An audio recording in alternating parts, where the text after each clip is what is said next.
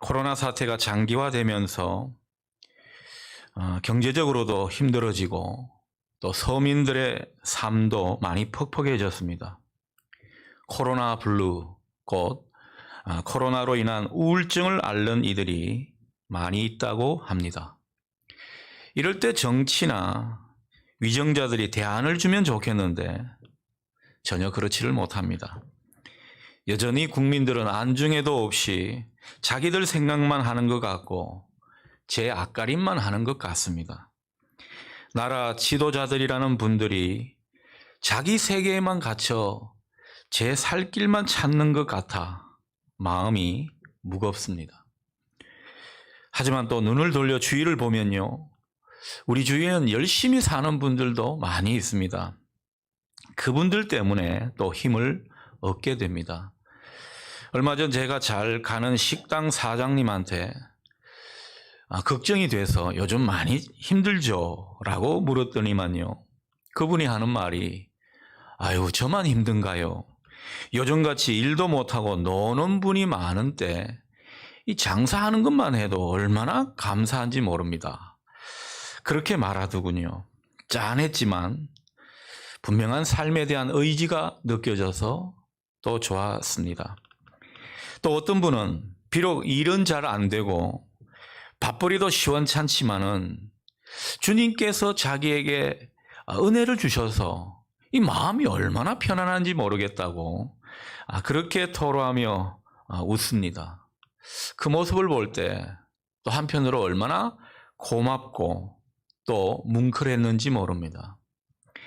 여러분, 분명한 사실은요, 이 코로나도 우리의 고단한 그 힘겨운 나날도 다 지나간다는 것입니다. 이번 주 제 내리에 떠나지 않는 말이 하나 있었습니다. 이 또한 다 지나가리라. 바로 이 말입니다. 영어로 말하면 This too shall pass away. 세계적으로 유명한 명언이기도 한 이 말은요, 고대 페르시아에서 유래되었다고 하는데 유대인들에게 전래되는 설화에 나오는 말이기도 합니다. 그 설화 이야기가 전해지고 있는데 이런 이야기죠. 이 다윗이 어느 때 자신의 그 절대 반지, 왕을 상징하고 또 대대로 물려줄 수 있는 그 절대 반지에 뭔가 좋은 글귀를 새겨 놓고 싶었습니다.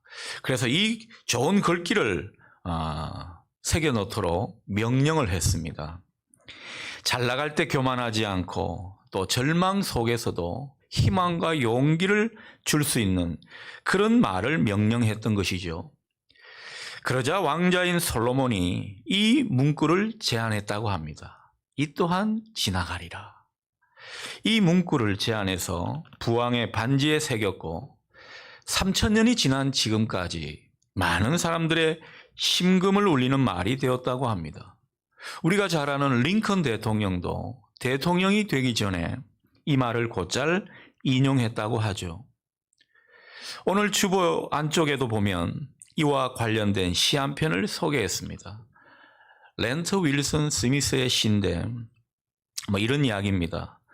큰 슬픔이 밀려와 마음의 평화를 조각내고 내 소중한 것을 앗아갈 때 가슴에다 대고 이 또한 지나가리라 말하라는 것입니다. 감사의 노래가 멈춰지고 기도하기에도 너무 지칠 때 이 또한 지나가리라 진실하게 말하면 내 마음의 슬픔이 사라지고 마음의 무거운 짐을 벗어버릴 수 있다라는 그런 시가 되겠습니다. 요즘처럼 삶이 힘겹고 고단할 때, 가슴이 답답해서 한숨이 나올 때, 때로는 앞이 제대로 보이지 않아 캄캄할 때 여러분 한 번씩 이 말을 떠올려 보시기를 바랍니다. 그리고 이 말과 함께 위로를 얻으면 좋겠습니다. 중요한 것은요, 우리가 삶의 여정 가운데 내 후회도 내 염려도 다 주님께 맡기는 것입니다. 그러면서 우리는 성실하게 하루를 살아내는 것이죠. 여러분, 우리의 모든 상황이나 앞길은 주님이 책임지시는 겁니다. 우리가 할 일은 그저 그 주님을 믿고 살아내는 것이죠. 여러분, 이 오늘 이 시간 우리 주님께서 우리에게 뭘 기대하실까 생각해 보면요.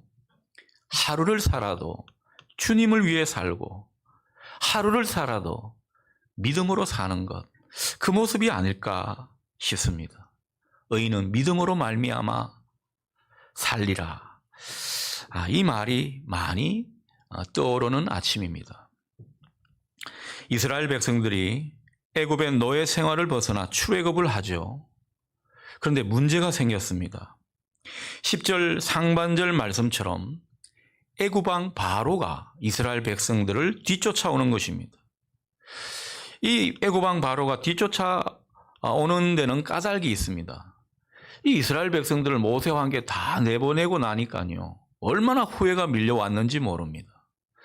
자기도 애굽에서는 명색이 신인데 이 여호와 신이라고 하는 이 이스라엘 신에게 꼼짝 못하고 당한 이 모습이 너무너무 치욕스러웠습니다. 그리고 이 노예제는 이집트의 그 막강한 부와 또 경제력의 근간이 되는 제도였는데 이 노예들이 다 나가버리니까 경제적으로도 휘청거립니다. 여러분, 경제가 휘청거리면 당연히 통치하기가 어렵죠.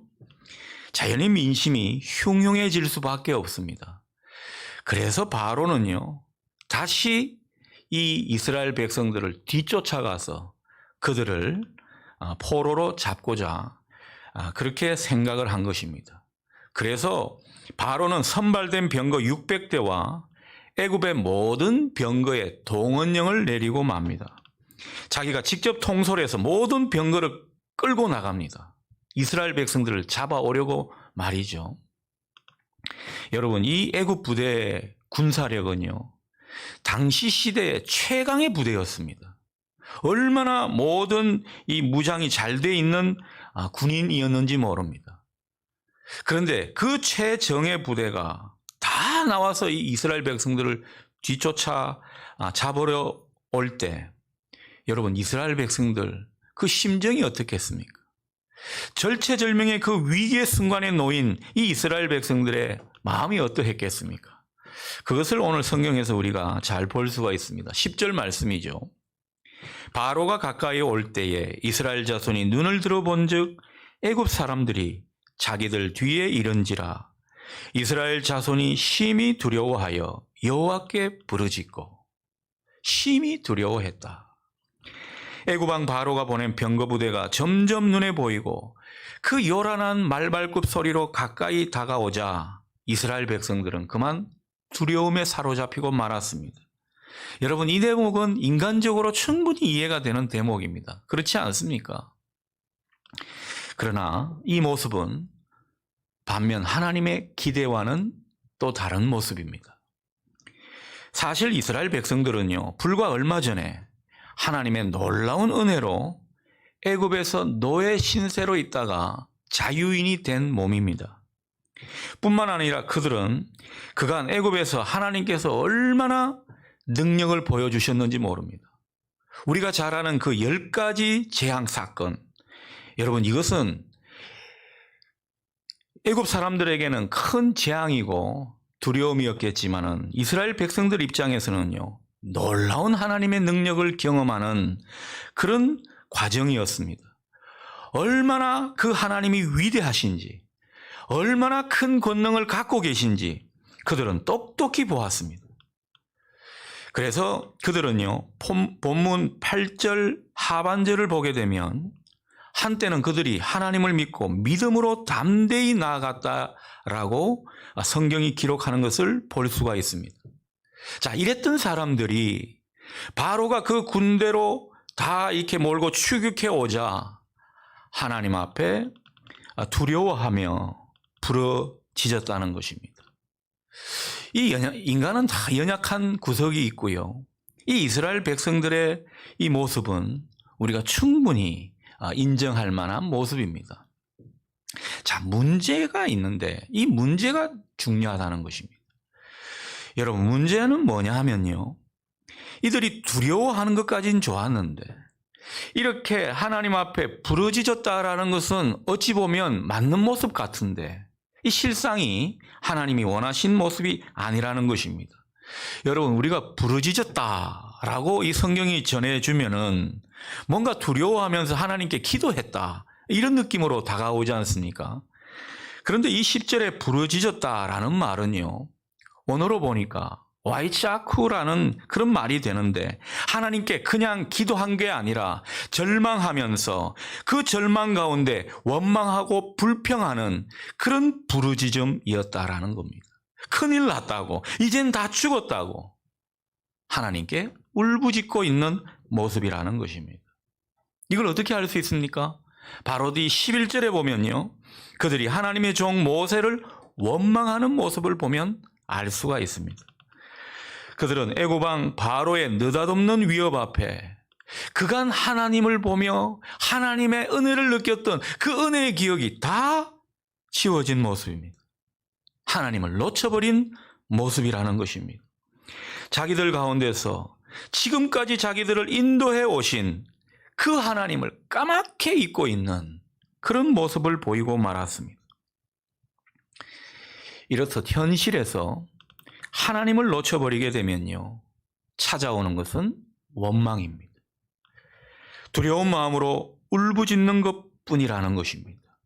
오늘 이 이스라엘 백성들의 모습을 보면서 우리가 반면 교사를 삼았으면 참 좋겠습니다. 우리에게도 이런 비슷한 상황이 언제든지 올 수 있기 때문입니다. 여러분, 이런 상황에 처하게 될 때 우리가 어떻게 해야 합니까? 오늘 하나님은 우리에게 무엇을 원하시는 것 같습니까? 얼른 하나님의 은혜를 떠올려야 된다는 것입니다.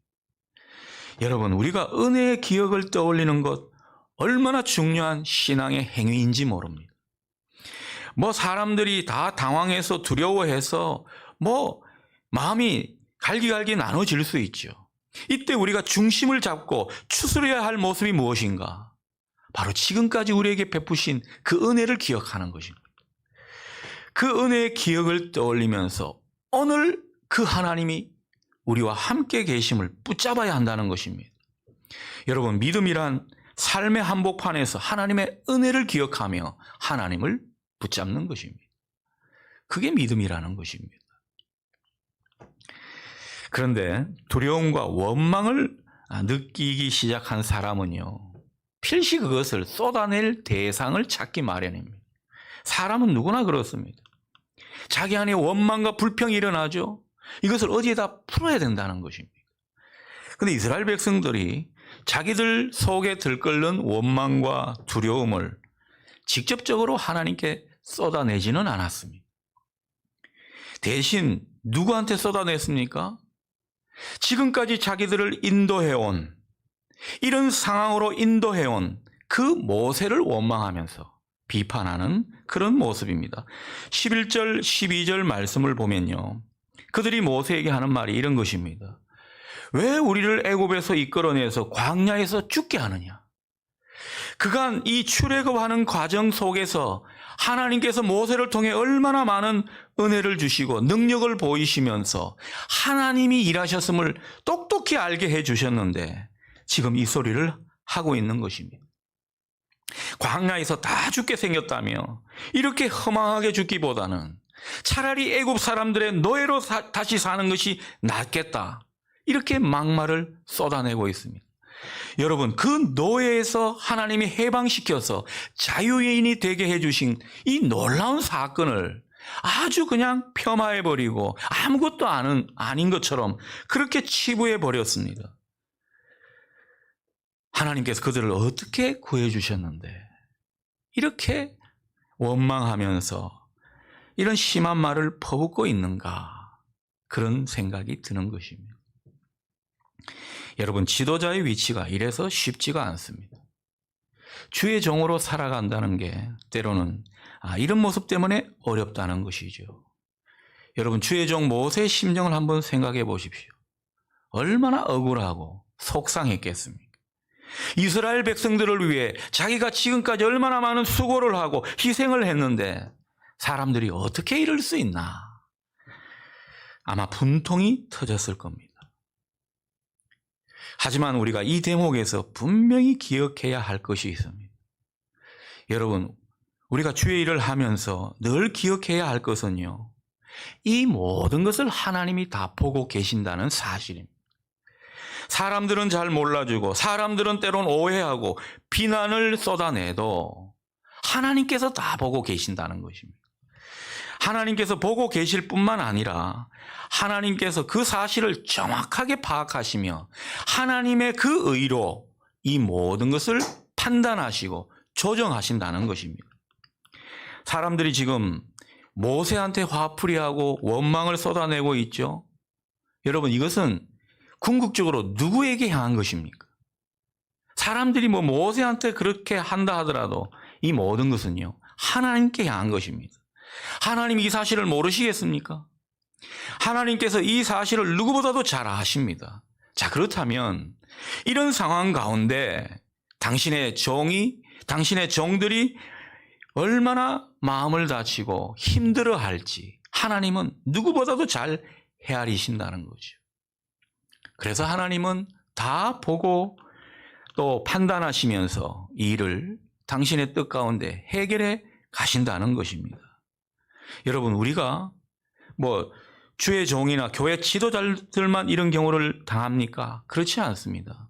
오늘 이 시대를 살아가는 우리 기독교인들은요, 이 세상 사람들과 하나님 사이에서 얼마든지 이런 오해를 받고 또 원망과 비난을 받는 그런 시대에 우리가 놓여 있지 않습니까? 그럴 때 분명히 기억하십시오. 정말 이 주의 일을 제대로 하고 복음으로 제대로 살고자 할 때 듣는 원망과 비난, 그리고 여러 가지 억울한 상황들은요, 다 하나님이 아시니까요. 그렇다면 상책이 무엇입니까? 사람들과 씨름하는 게 아닙니다. 조용히 하나님께 나아가는 것이 상책입니다. 우리가 이럴 때 좀 자주 우를 병하는 모습은 사람들과 자꾸 씨름한다는 거죠. 내 의로움을 자꾸 변명하려 한다는 것입니다. 그러나 사람들 앞에 변명할 것도 없고 사람 붙잡고 씨름할 것도 없고 사람들 때문에 속상할 이유도 없습니다. 여러분, 세상 사람들이 진리를 얼마나 알겠습니까? 하나님을 얼마나 그들이 제대로 보고 있겠습니까? 모르니까 그런 소리 하는 겁니다.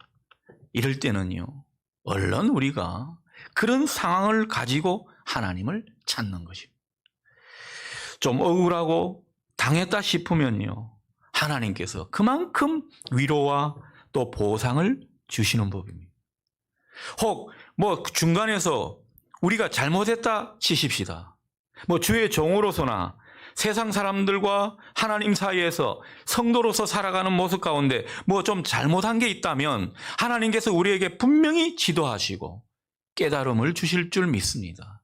그러니 하나님께 나아가서 하나님을 찾는 게 상책이라는 것입니다.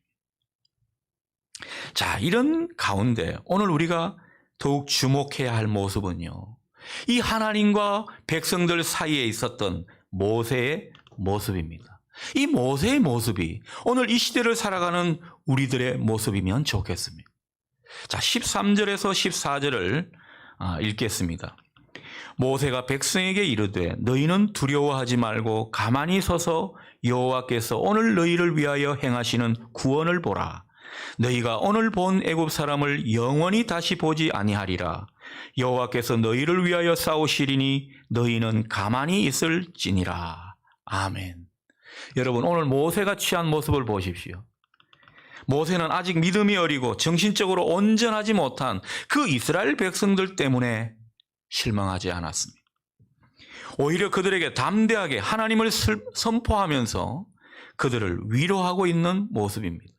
백성들의 마음을 안정시키면서 염려하지 말고 두려워하지 말고 가만히 있어 하나님을 바라보라 권면하고 있습니다.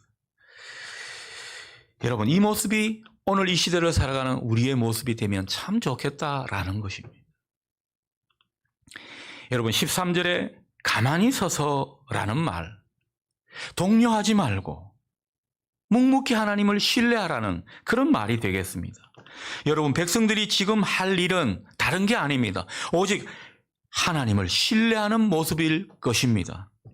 사실 애굽의 막강한 이 병거 군대 앞에 이 이스라엘 백성들이 또 모세가 할 수 있는 일이 뭐가 있겠습니까? 아무것도 없습니다.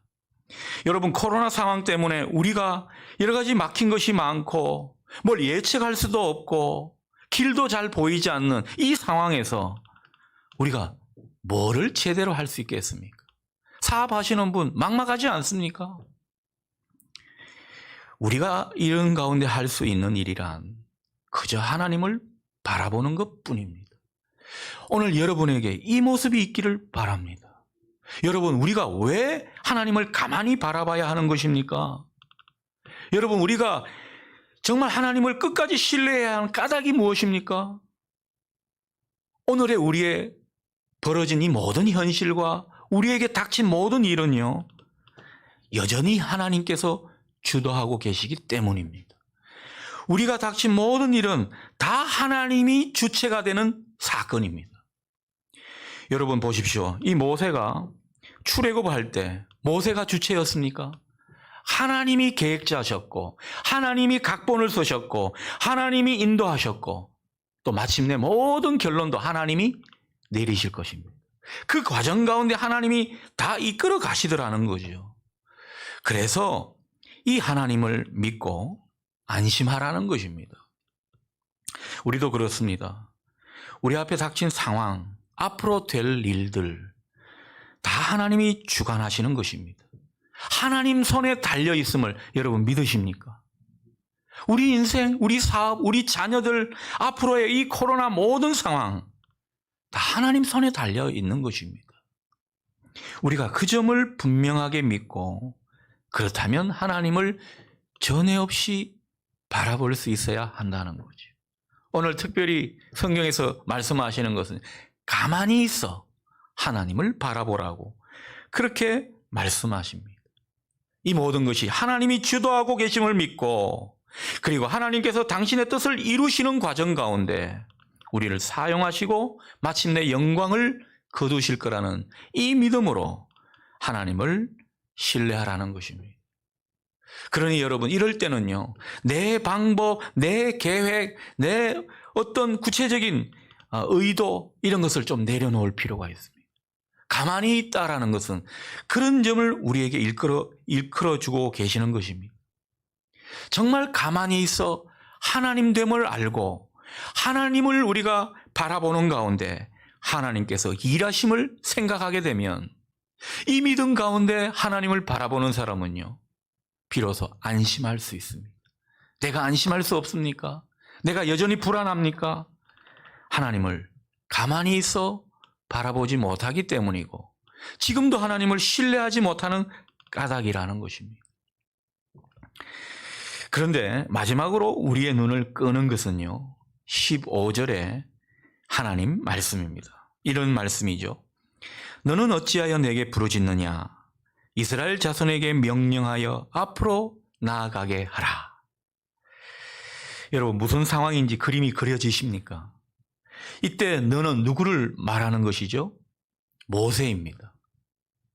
그러니까 이런 상황입니다. 모세는요, 이스라엘 백성들 앞에서 그렇게 하나님을 선포해 놓고 돌아서서는 하나님을 찾고 엎드려 부르짖는 그런 모습입니다.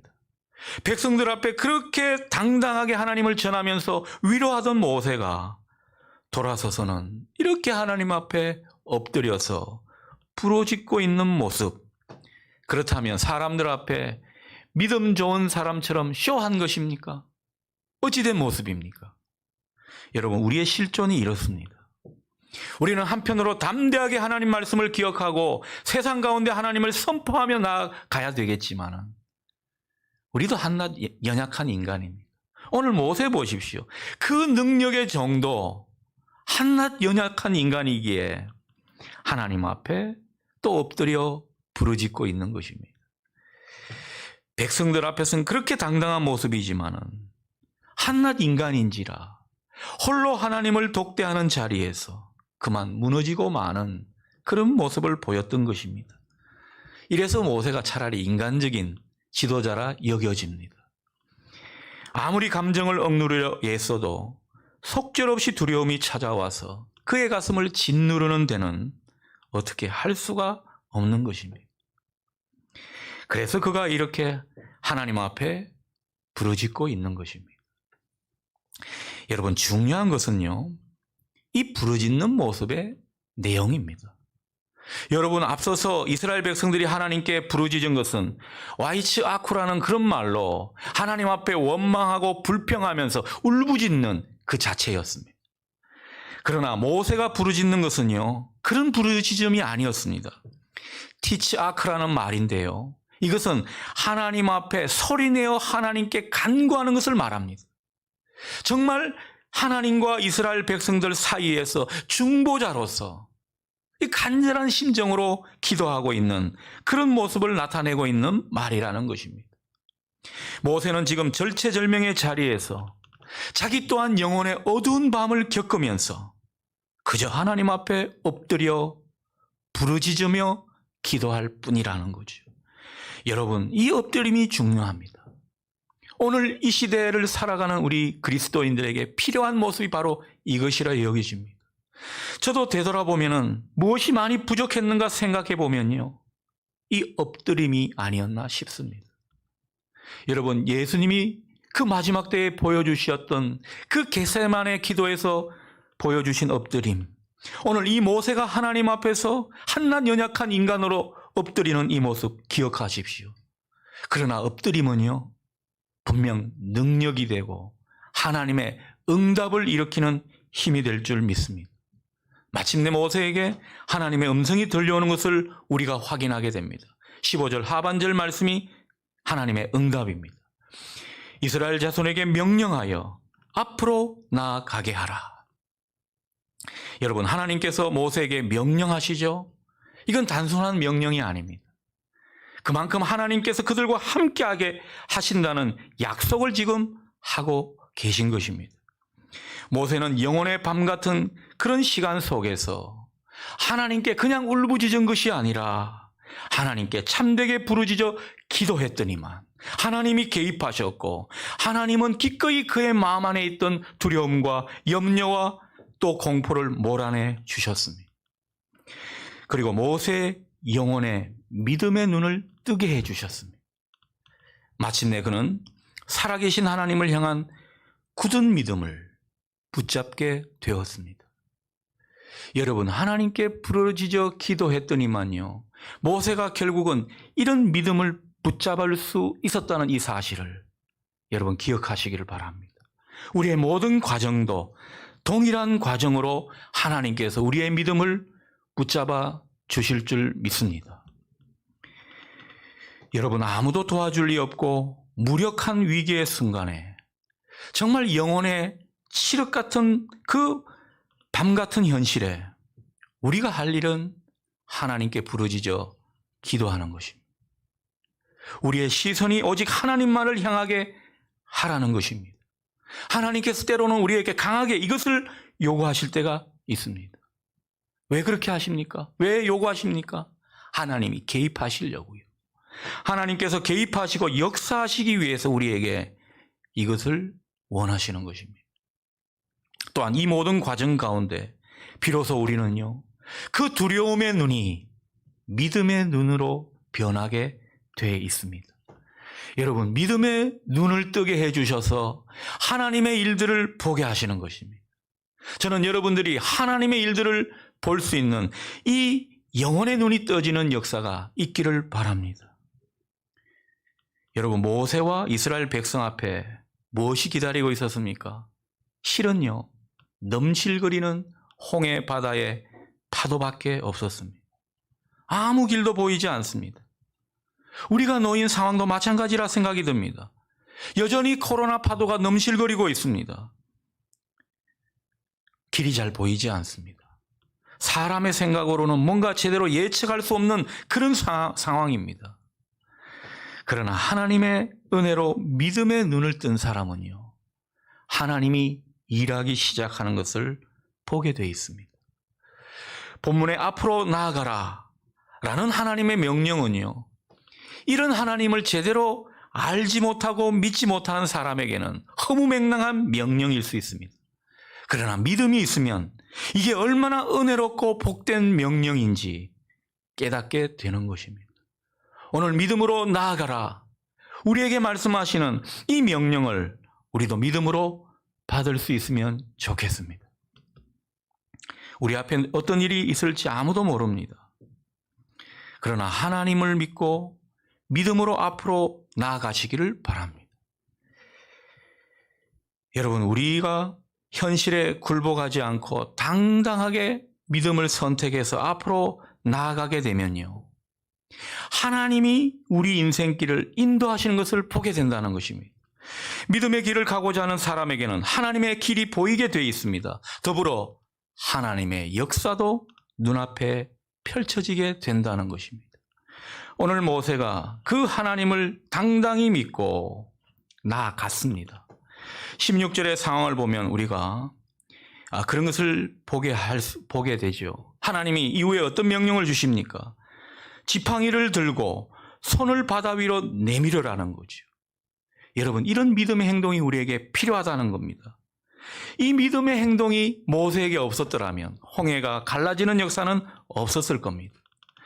이스라엘 자손이 이 바다의 그 파도가 막 이글거리는 그 상황에서 한 발자국 한 발자국 믿음으로 나아가지 않았더라면요, 마른 땅으로 걸어갈 수 있는 이런 역사는 경험하지 못했을 겁니다. 오늘 하나님께서 이 광경을 우리에게 보여주시면서 믿음의 길을 뚜벅뚜벅 걸어가라 말씀하고 있는 것입니다. 여러분, 태풍이 휘몰아치던 때를 기억해 보십시오. 정말 엊그제 같지 않습니까? 그런데 어느새 다 지나가고 화창한 날을 맞고 있습니다. 기승을 부리던 무더위도 어느새 많이 꺾였습니다. 아침 저녁으로 제가 에어컨을 틀지 않는 걸 보면 더위가 많이 물러갔다는 느낌이 듭니다. 여러분, 다음 주면요 벌써 추분입니다. 가을을 느낄 정도로 선선해졌고 본격적인 가을로 접어드는 추분이 우리를 기다리고 있습니다. 우리를 힘들게 하고 무기력하게 했던 모든 것들이 이렇게 다 물러간다는 것입니다. 우리의 힘겨운 현재의 삶도 이 또한 다 지나갈 것입니다. 이것을 믿음으로 보실 수 있기 바랍니다. 중요한 것은 이 삶의 여정 가운데 앞서서 말씀드렸지만 후회도 염려도 다 주님께 맡기고 우리는 그저 성실하게 하루하루를 살아내는 모습입니다. 하루를 살아도 후회 없이 믿음으로 살아가는 여러분 되시기를 바랍니다.